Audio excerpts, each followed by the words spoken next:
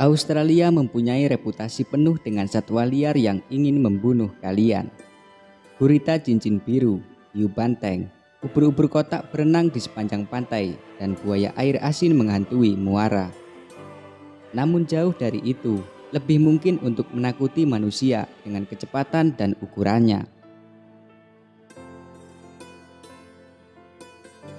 Padang rumput Australia, mungkin Anda akan menjumpai pemandangan seperti ini. Seekor kanguru yang menunggu peti jauh di dalam air dengan raut wajah yang mengatakan, "Ayo masuk ke dalam air." Hebatnya, jika kanguru itu berhasil memancing lawannya masuk ke dalam air, maka dengan ganasnya ia akan menenggelamkannya. Dengan menahan kepalanya di bawah air sampai tidak lagi melakukan perlawanan. Banyak anjing dan dingo menemui ajalnya dengan cara ini. Dan pada tahun 2022, seorang pria bahkan terbunuh saat dia berusaha menyelamatkan kedua anjingnya dari seekor kanguru besar. Ia menderita luka parah di kepala, termasuk patah rahang. Hewan pelompat pemakan rumput, berbulu halus yang mengisi ceruk ekologis yang sama seperti rusa, juga bisa sangat berbahaya. Hanya sekitar 5 orang per tahun yang mencari pertolongan medis setelah bertemu dengan kanguru. Dan jarang ada kanguru yang membunuh seseorang. Tetapi mereka jelas mampu melakukannya karena memperebutkan dominasi. Di dunia kanguru adalah hal biasa, dan itu seperti bentuk hewan dari tinju MMA. Tendangan, grappling adalah sebuah alat yang digunakan untuk menjatuhkan lawannya. Pertarungan biasanya dimulai dengan satu bejantan memukul yang lain. Di dalam menghadapinya, mereka berdua berdiri tegak, menyandarkan kepala mereka ke belakang dan mulai saling bergulat dengan tangan mereka. Gerakan selanjutnya adalah tendangan yang bisa menjadi pukulan telak karena cakar raksasa mereka dan otot-otot besar di kaki mereka. Seperti ini saja sudah cukup untuk mengeluarkan isi perut manusia. Sambil memukul dan menendang, kanguru mencoba bergulat satu sama lain hingga jatuh ke tanah. Sampai akhirnya ada yang menyerah dan muncul pemenangnya. Perilaku agresif dan fisiologi yang aneh menjadikan hewan-hewan ini memiliki kekuatan yang patut diperhitungkan. Kanguru termasuk dalam keluarga Macropoda, sebuah nama yang berarti Bigfoot atau kaki besar. Mereka adalah keturunan dari hewan berkantung arboreal yang menikmati lingkungan hutan hujan lebat di Australia sekitar 50 juta tahun yang lalu. Sebagai lingkungan hidup sekarang berubah menjadi hutan yang lebih kering dan lebih mirip gurun.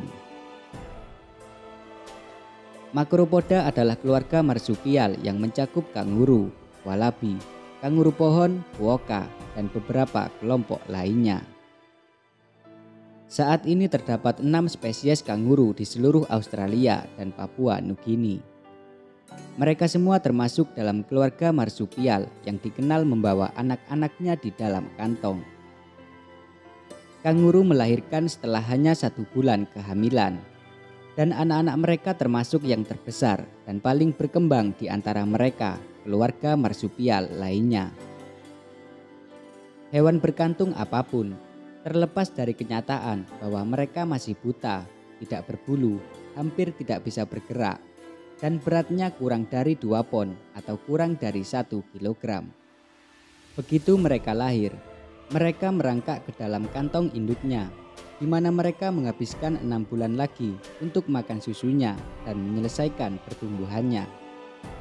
Begitu mereka keluar dari kantong mereka, menjadi apa yang disebut muda dalam berjalan kaki, dan saat itulah anak kanguru benar-benar mulai mengembangkan keterampilan yang menjadikan mereka pejuang yang tangguh dan pelompat yang sangat efisien.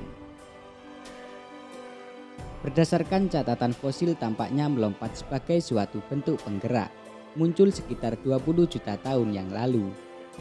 Tetapi baru-baru ini spesies kanguru merah tercepat dari spesies modern muncul, dan kanguru terbesar inilah yang telah dipelajari para ilmuwan selama beberapa dekade. Karena lompatan jarang terjadi di antara vertebrata. Sekelompok peneliti mengajari kanguru merah untuk naik ke treadmill dan memakai masker saat melakukannya untuk mengukur oksigen mereka. Konsumsi pada sebagian besar mamalia, semakin cepat mereka berlari, semakin tinggi pula biaya energi yang dikeluarkan oleh tubuhnya. Namun hal sebaliknya terjadi pada kanguru. Kebutuhan energi dan oksigennya tinggi ketika mereka mulai melompat. Namun seiring dengan semakin cepatnya, kebutuhan aerobik tersebut tidak berubah ketika mereka melompat dengan kecepatan sebesar 15 km per jam. Jauh lebih hemat energi bagi kanguru dibandingkan mamalia lain dengan ukuran serupa. Dan mereka dapat dengan nyaman melompat dengan kecepatan 20 hingga 25 km per jam selama beberapa waktu. Jika mereka dikejar oleh predator dan benar-benar perlu melakukan sprint, dapat mencapai kecepatan 65 hingga 70 km per jam, yang menjadikan mereka salah satu hewan darat tercepat di dunia. Kecepatan dan efisiensi energinya merupakan hasil dari sejumlah adaptasi. Pertama, ukuran kaki belakangnya yang 2 kali lebih panjang dari kaki depannya. Ini memberi mereka dasar untuk melakukan gerakan bipedal. Lalu ada tendon kuat di pergelangan kaki dan lutut mereka. Pita elastis ini menyimpan energi dengan cara yang tidak hanya mengandalkan gerakan otot mekanis, tetapi juga otot mereka juga mengesankan. Massa otot rangka kanguru merah adalah sekitar 50% dari total massa tubuhnya, sehingga menjadikan mereka salah satu mamalia paling hebat. Sebagian besar mamalia besar seperti manusia dan sapi hanya memiliki 35 hingga 40% massa ototnya, yang terdiri dari otot rangka. Dan untuk kanguru, sebagian besar otot itu berpusat di sekitar panggul dan tungkai belakang mereka, di mana mereka perlu menghasilkan pegas untuk kanguru melompat. Mereka juga memiliki kepadatan mitokondria yang tinggi di otot mereka, serta tingkat kepadatan kapiler dan volume darah yang tinggi. Pada dasarnya ini berarti mereka otot-ototnya sangat bertenaga seperti kuda balap. Ekornya yang besar berayun ke arah yang berlawanan, dengan badannya membantu mereka menyeimbangkan berat badan sehingga mereka tidak terjungkal ke depan. Semua karakteristik ini memungkinkan kanguru berlari lebih cepat dari sebagian besar pemangsa dan bergerak melintasi jarak yang jauh. Namun ketika kanguru bergerak lebih lambat, mereka tampak kikuk. Dan anehnya gerakan lambat ini membutuhkan lebih banyak energi. Cara berjalan mereka disebut penggerak ventropedal, mengacu pada 5 kaki karena ekor mereka digunakan seperti kaki kelima. Karena lebih mahal energinya untuk bergerak sepelan ini, mereka tidak melakukannya sesering itu.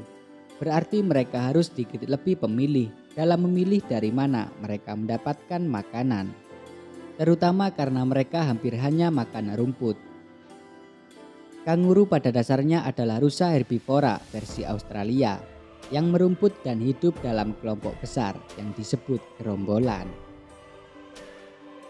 Meskipun spesies kanguru yang berbeda tumbuh dengan ukuran yang berbeda, semuanya cukup besar. Dan kanguru merah jantan yang terbesar dapat tumbuh menjadi sangat besar. Kanguru jantan dewasa dapat memiliki berat 90 kg dan tinggi lebih dari 2 meter, yang membuat mereka jauh lebih besar dari rata-rata manusia. Model pertarungan kanguru. Pertarungan adalah bergulat dengan kepala, leher, dan bahu. Tujuannya adalah untuk menjatuhkan lawan, dan kanguru melakukannya dengan cara apapun yang diperlukan. Kanguru juga kadang-kadang akan melawan predator seperti dingo, meskipun mereka cenderung melompat menjauh untuk menghindarinya. Tertangkap dan dalam beberapa kasus seperti yang saya sebutkan sebelumnya, mereka bahkan akan menuju ke sumber air terdekat dan menenggelamkan hewan apapun yang terlalu dekat dengan mereka.